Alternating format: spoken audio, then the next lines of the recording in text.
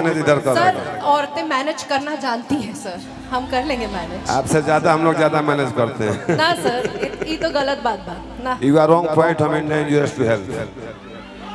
ये कौन अंग्रेजी बोल लिया? अंग्रेजी है रसिया के। ये क्वीन शालिनी जी हैं, मेरे साथ हमेशा हिट देते रहती हैं गाना। और ये यामिनी सिंह जी हैं, थोड़ा सा गुंडाई कर देती है मेरे साथ।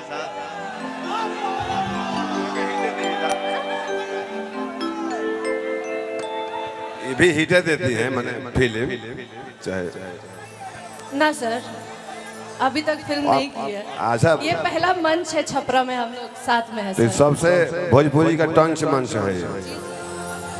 First time together. रुक न रे पगला रुक। ये लड़की जो है मेरे साथ गुंडाई कर चुकी है। अच्छा अपना करो भी है। याद बाना तोरा लोग के, लेकिन अच्छी लड़की है, बहुत बहुत बहुत बहुत अच्छी एक्ट्रेस हैं आप। भगवान ने आपको इतना सुंदर बनाया है। कॉर्ड दबाओ रे। Chords chords.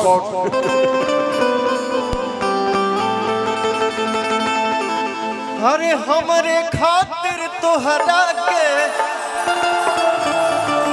दुनिया में भेजोले बन है।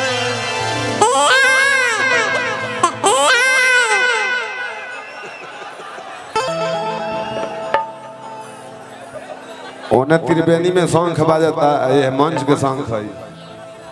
ये हमारे टीम का एक ऐसा कलाकार है जो इसके बातों को कोई बुरा नहीं मानता। इसका फ्री है, ये हम ही को बोल देता है तो हम त्रिवेणी है, कोई भी नहा के चल जा सकता है।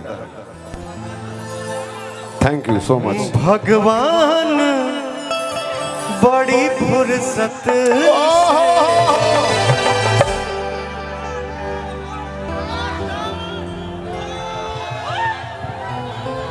भगवान बड़ी फुर्सत से आप सबके बनोले। भगवान बड़ी फुर्सत से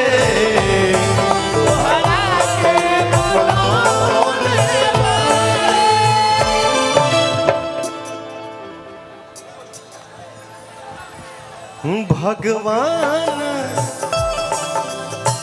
बड़ी फुर्सत से तोहरा के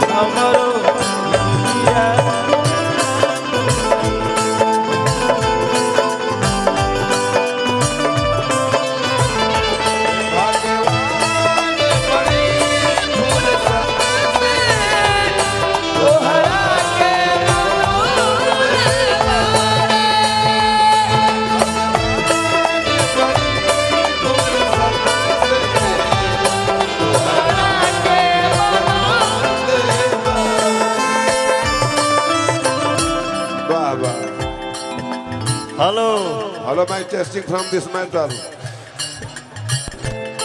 खुश रह और साईं तार सिन्होरा में शामिल भरा रहो। तू लोग के भासुर आई हाँ एना ससुर जी के गोड़ना तक बोलो।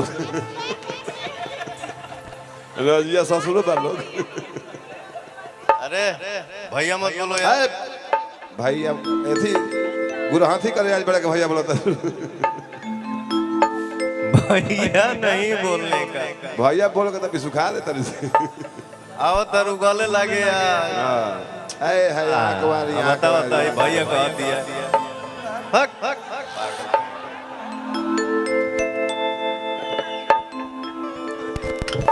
वो राजकुमार है ना। जुलुम होता अच्छा केहू खाता केहू तो अरे केहू के ईमान रही नहीं ओकरा बस सोना होशियार सजल सुरहे बरस में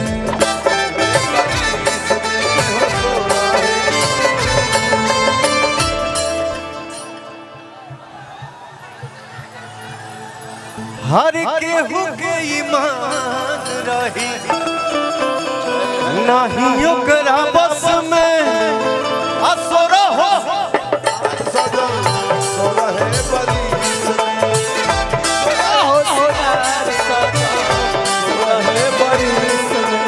हुस्न के जादू अदा के मंतर तोह पे चलो ले हुस्न के जादू अदा के मंतर तोह पे चलो ले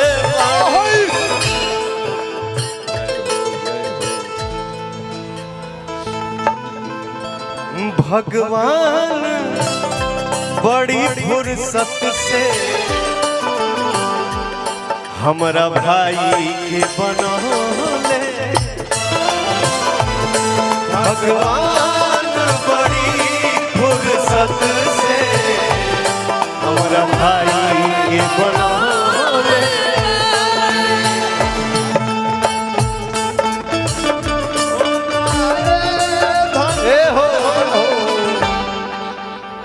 रूपवा सलोना ये दोनों धनिया। अरे रुका रुका रुका रुका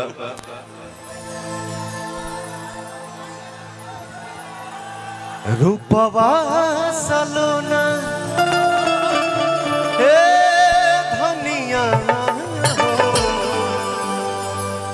मन करे निवारत रही रूपवा सलोना हे धनिया हो मन करे निहारत रही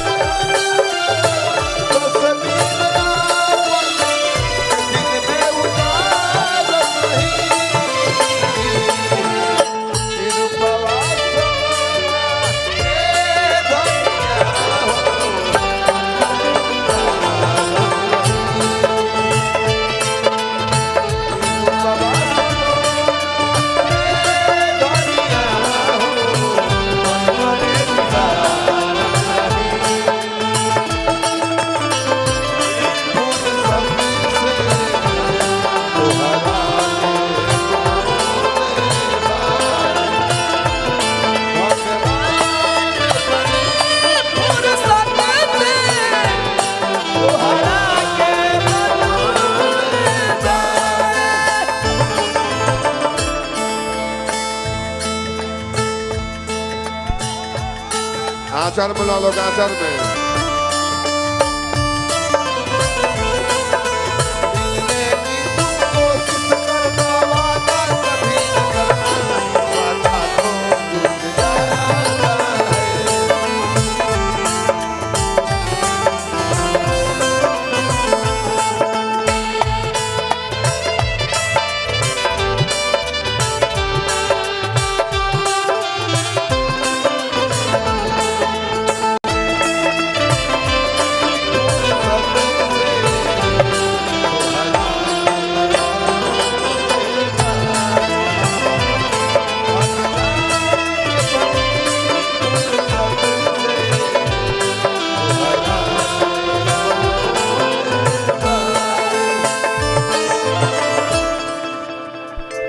अर्जुन दे दो 10 82 के हो गए